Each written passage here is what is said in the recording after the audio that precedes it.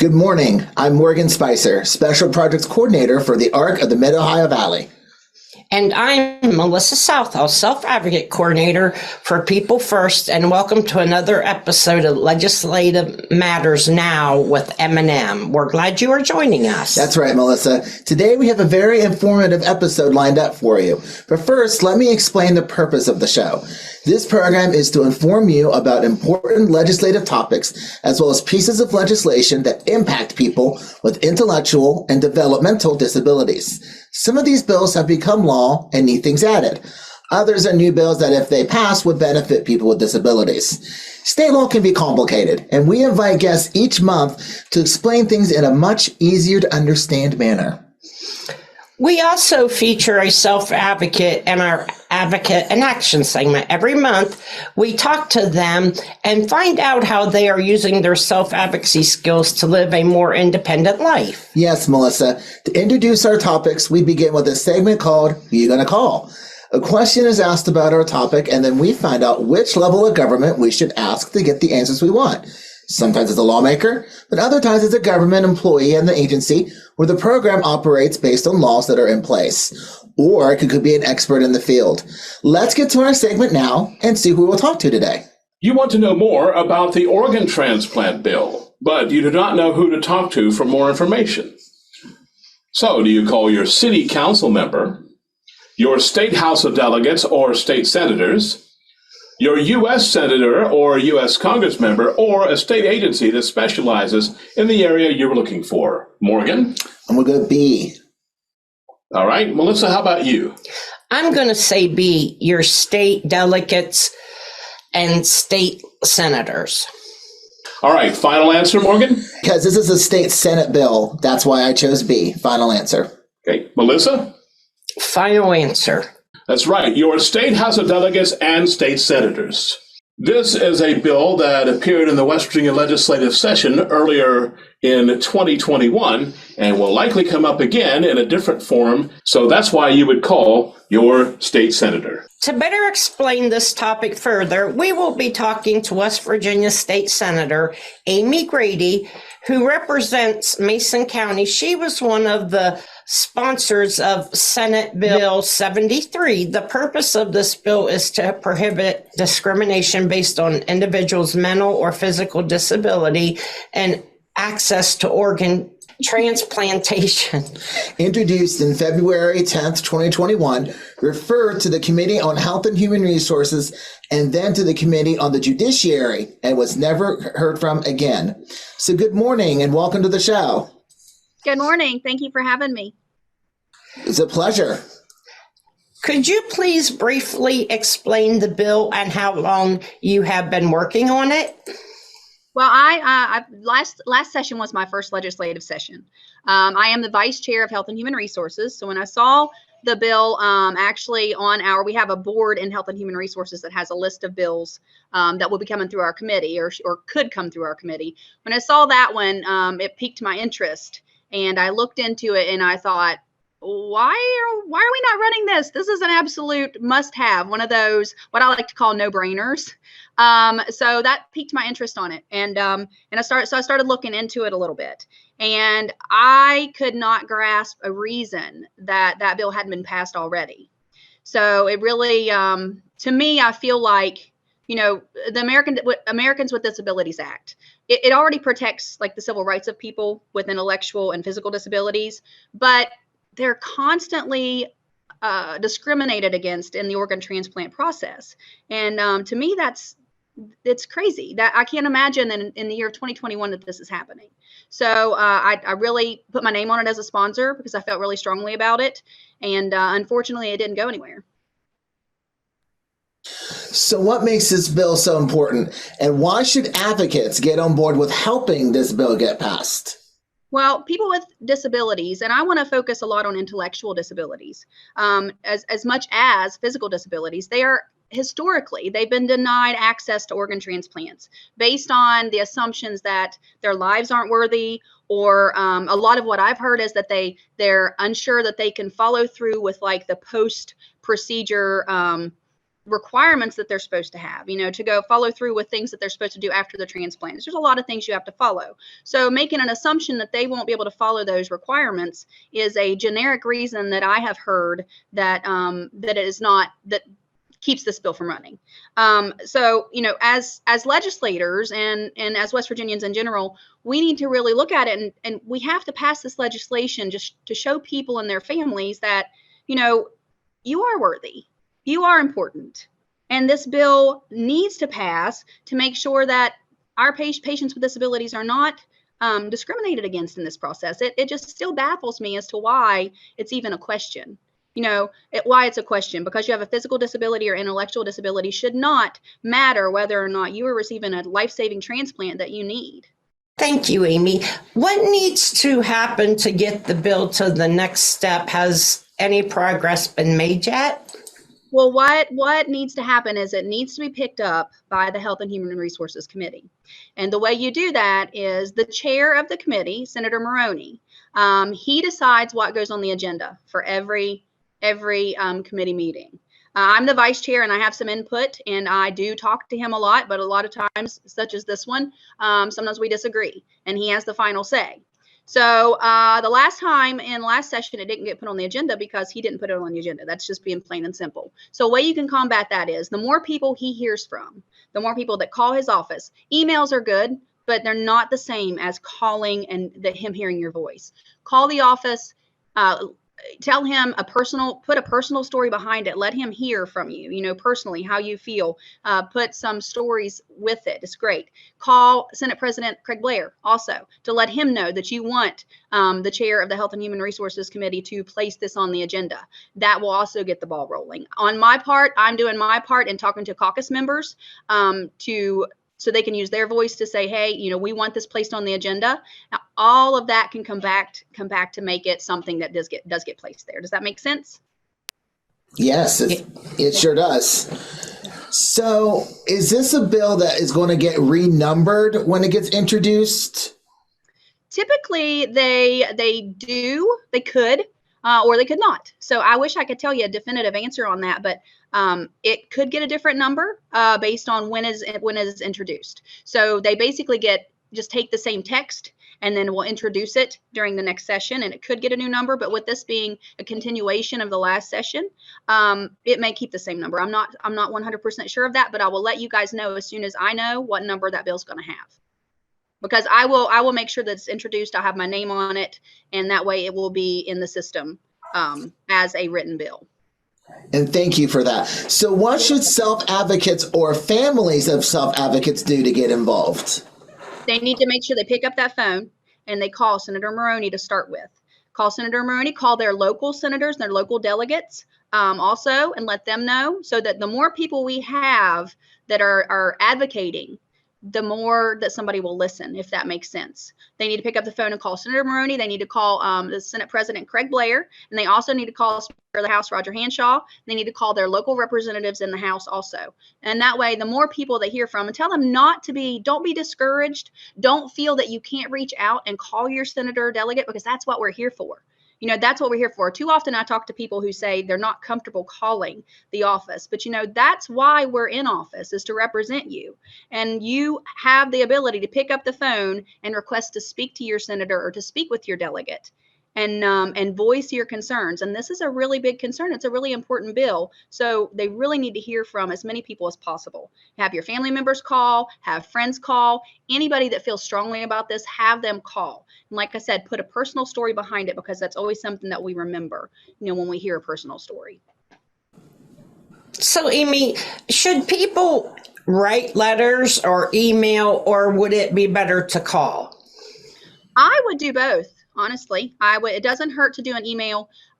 One thing I would try to stay away from doing is don't do a copy and paste email, where you send an email and then send a format out to somebody else and say, well, you send it too. Those get overlooked a lot because it's the same thing over and over, and it doesn't really look like you've put in a lot of time or that it's an issue that you're really passionate about, if that makes any sense. A lot of times if we see so many copy and pasted emails that it's easy to overlook them. Well, here's another one of those. Well, here's another one of those, but if it's a personalized email and you write it yourself, whether it's 2 sentences, 3 sentences, or 4 paragraphs, send an email. You can send a letter actually to the office and make a phone call. All 3 of those would be great. The more we hear, the more likely the chances of the bill being picked up are. Strength in numbers, the more we have on our side, the better. So is there anything else you'd like to add? Well, I just would like to add that there are a lot of us that are on your side. A lot of people that I've talked to on the Senate side actually, really, really feel strongly about this legislation as well. And unfortunately, from my short time in the legislature, I've decided that the reason this bill isn't running is because hospitals don't want it to run. The reason hospitals don't want it to run is because of money. And I hate to say that, but I'm just being frank and honest that money is always the driving factor of a lot of things, which is really, really sad when it comes to thinking about people's livelihood and people's lives. So we need to make sure that people are looking at it from a human perspective and not a money perspective. So we really got to bring the human portion of it to the forefront. So we need to make sure our legislators understand, these are human beings, these are people, and we've got to focus on that part of it, not the money part. It's to me, it's a simple solution. To me, it's simple to focus on it that way, but to others, it's not. And it's hard for me to wrap my brain around it, but that's really the truth. So if you could just get people to focus on it being a human, the human part of it, it should make a big difference. Amy, I admire your background, and I just wanted to let everyone know that you are a school teacher and we appreciate everything that you do. Thank you. As you can tell, I'm actually in my classroom right now. This is my lunch break. So I just wanted to make a little bit of time for this. Like I said, this is important. I think it's important to me. It should be important to everybody else too. I do have a busy life. I love what I do. If I couldn't stay in my job as a teacher, I don't know that I would have really ran for the legislature if I had to give this up, because I feel like it's an important job and it's something that I love. That's right. You do what you love to do, and that makes it a lot more fun. So, and a lot more, it benefits you. Right.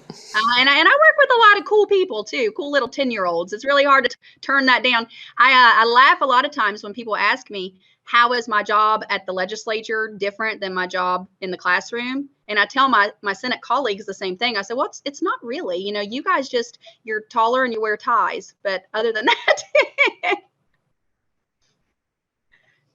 well, we get a kick out of that, I guess. Well, thank you very much, Senator Grady, for joining us today. We know this is an important topic, and we appreciate you finding time between teaching school and your other family and other responsibilities beyond being in the legislature to join us today. Thank you so much for having me. I appreciate it. And good luck. Make those phone calls. Thank you. Thank you. If you know of any important pieces of legislation you want discussed on a future episode of Legislative Matters Now with M&M, or you have a question about anything you heard about today, please don't hesitate to contact us here at the ARC.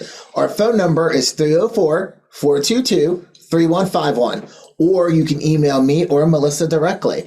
My email address is morgan.spicer@thearcmov.org. And you can reach me at melissa.southall@peoplefirstwv.org. Coming up is our Advocate in Action segment, where we talk to a self-advocate who is using their self-advocacy skills to better their life or the lives around them. Today's guest is Samantha Showe. Thank you so much, Samantha, for joining us today, and welcome to the show.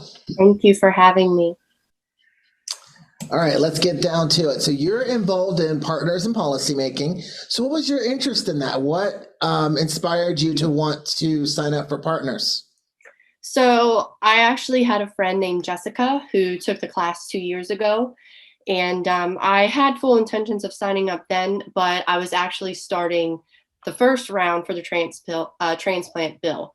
So I didn't want to split myself different ways where I didn't have time to fully commit to the class or not fully commit to the bill. So I decided to go ahead and pursue the bill first.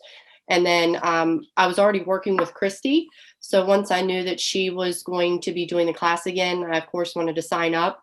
But the main purpose of me taking it is for networking, to share resources, and to improve my leadership skills. we're all evolving as human beings, so there's always room for growth. So I always have room for growth to become a better advocate. So this class is going to help me become a better advocate, not only for my daughter, but for the disability community as a whole. Perfect. Thank you, Samantha. So what does self-advocacy mean to you, and why is it important? So I'm coming from a parent standpoint, but also as an advocate for the special needs community. It's knowing yourself, knowing your needs, and knowing how to get what you need. So speaking of yourself, you know yourself better than anyone else. It's knowing your rights at the end of the day. And it's also the ability to articulate your needs to everyone. So it could be as simple as articulating your needs to your family practitioner.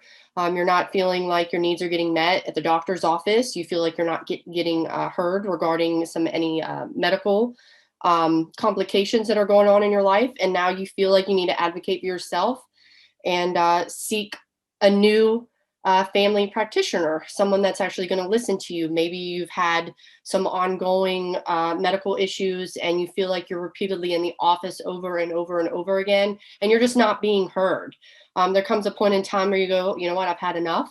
It's time for us to part ways. I appreciate everything that you helped me with, but now I need to move on and find someone else is actually going to listen to me. It could be something as basic and simple as that. Or it could be pertaining to actually state and federal laws. And if you're in a situation like me, it's advocating within the school system as well. So my daughter is unable to speak for herself. And while self-advocacy is pertaining to speaking to yourself, I am helping speak on her behalf as well until she is able to do that for herself. One of the purposes of self-advocacy is that we can help others in their fight and, speak on their behalf. And in that process, we're encouraging others, encouraging them to learn to speak up for themselves. That's why I'm so passionate about People First, because they've helped me with that. I've seen what everyone here in People First is fighting for, and I'm like, you know what? I can help with this, and they've helped me find my voice. So that's excellent. So Senate Bill 73 pertains to individuals with disabilities being eligible for organ transplants. It's my understanding that you are a supporter of this legislation. So can you explain what that bill is and why it's important to you? Yes. So the legislative session is going to begin in January. And at that point in time, we're hoping that we're going to have a brand new bill listed with a brand new bill number. So Senate Bill 73 is pertaining to last year's session. So 2020 to 2021 session ended in March. But I am basically a non-paid lobbyist. So I am a parent. I figured that it was time for someone like me to step up within the community, because if I'm not going to do it, who's going to do it? Unfortunately, although the ADA outlaws discrimination on the basis of disability, including discrimination by doctors, many health providers fail to recognize that this can apply to discriminatory denials of organ transplants. So in basic, simple terms, all we're asking for is what's already part of the ADA. We're just asking it to bring it onto the state level. So the federal court's not involved at all. You have patient A and patient B. Both patients qualify for the transplant list. They all have to meet the criteria of what is expected to receive an organ transplant, whichever organ it may be. The only difference is, unfortunately, there is discrimination that's being done for those that have intellectual disabilities. So all we're asking for on the state level is to the doctor to see both patients and to see the both patients as exactly what they are. We're not going to see that this person has autism. We're not going to see that this person has Down syndrome, ADHD, cerebral palsy, ADD, you name it, whatever is labeled as intellectual disability. Unfortunately, they are getting discriminated against on that basis alone. And they also feel that post-op recovery is not, they're not getting the care though what's needed for post-op. So they feel that because they're not going to be getting that care post-op, that's also another reason why they're getting discriminated against. Maybe this person is not living fully on their own, or maybe they don't have the support system that's supposed to be have after post-op. The doctors are supposed to make sure that's done regardless of the patient in general, whether they have a disability. They have to make sure post-op that they're getting the necessary care. And where it's actually the discriminations are taking place is before it even gets to the transplant centers themselves. So it's happening at the doctors, the physicians, the specialists. There's the ones that are submitting the referrals to the transplant centers, but that's where the discrimination is taking place itself. Unfortunately, this is going to be my third year fighting for this. We're hoping that we can get it done this year. I'm getting help from several organizations. One in particular is the Down Syndrome Network of West Virginia. They are a nonprofit in Charleston. I am getting help from the West Virginia Disabilities Council with Christy Black. She's helping on the back end. She's providing resources that are needed to help me get to where we need to get the bill passed. This is where the connection happens with PIP, because without her, I'm not able to have the resources that I need. The same thing comes in with my classmates, because they are also resources where you guys can branch out and speak on behalf of the bill yourself to your fellow legislators. And come session, whenever the bill actually does go live, we will provide that information so you can contact your legislators on your local level and make sure that they vote for the bill itself, so we can make sure it gets out on the floor, voted, and actually passed this year. Other Senate or House bills have you advocated for? I haven't yet. This is actually my first one, just the third time go around. I would like to get on more. I have briefly talked to a national NDSS rep, which is the National Down Syndrome Society, on other bills that we can work on to bring it to the state level. So hopefully I can bring more advocacy into West Virginia. Now, speaking of self-advocacy, are there any words of encouragement that you can offer to self-advocates? So I'm not affiliated with any nonprofit. I'm not affiliated with a business. I live in the Eastern Panhandle. I live in a small town, even though I am part of the DMV. I am just a stay-at-home mom and a mom of a daughter with Down syndrome. But just because I'm that means that I am a voice. And we need to be able to use our voices. So my best advice that I can give for other self-advocates is to never give up. Never let anyone tell you no. Never stop believing in yourself. And never feel like that you can't make a difference just because of who you are and because you don't have a long resume. Because at the end of the day, we all have to start somewhere. And advocacy is starting from the bottom and working our way up. But one small step leads to huge, tremendous growth. And I hope that by me doing what I'm doing, I'm providing the necessary resources that are for the next generation behind me, because the generation above me provided and paved the way for me. And it is now my responsibility and job to pave the way for the next generation behind me. So each generation then has a little bit of what I would call a breath of fresh air. It's hopefully not so hard once they face their trials and tribulations and complications. Unfortunately, within the disability community, we all reach that area where we feel like we're stuck and we hit a fork in the road. But hopefully when we do hit that fork, the generation before us has paved that way to hopefully make it not so bumpy and definitely a lot more smooth. And, and a famous quote there, the journey of 1,000 miles definitely begins with that single step. Yes. Is anything else you would like to add? I think the only thing that I would have left to add is if there is something that you feel that needs to be changed, to speak up. It does not hurt to call your state legislators and voice your concerns. It could be something that's already being talked about, like the organ transplant bill, or it could be something that hasn't been brought up in general. You do have a voice. They are human beings just like you and I, and you are their constituent. So you are the reason why they are in the office. You are their voice.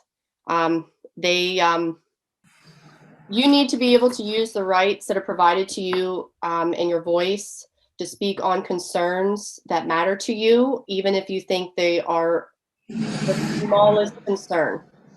And I think that right now, West Virginia needs to be on board with the non-discrimination organ transplant bill. We do have bordering states that do have state legislation. Ohio, Pennsylvania, Maryland, and Virginia is the most recent one. So it is time for West Virginia to get on board with that. There are 29 states that do have state legislation and 3 that are pending. So you do have more of half than the United States that is on board with their own state legislation. And I am proud to be a West Virginia resident, and I'm proud to serve the disability community, and I'm proud to be an advocate. Thank you very much, Samantha, for joining us today. I appreciate you taking the time to be here with us and talking to us. Yes, thank you, Samantha, for being here with us today. Thank you guys so much for inviting me and for allowing me to speak on this topic. Remember, if you want to be a guest on our Advocate in Action segment and are using your self-advocacy skills in a positive light, reach out to us here at the ARC. We would love to hear from you. Let's give our contact information again so you can call us here at the ARC at 304-422-3151, or you can email me personally at melissa.southall@peoplefirstwv.org. Or you can reach out to me at morgan.spicer@thearcmov.org. Well, Melissa, I think that just about does it for this month's show. We want to thank Amy Grady from the West Virginia State Senator's Office, as well as Samantha Showe as our Advocate in Action. And remember, advocacy matters. And so do you. See you next time. Bye. Bye.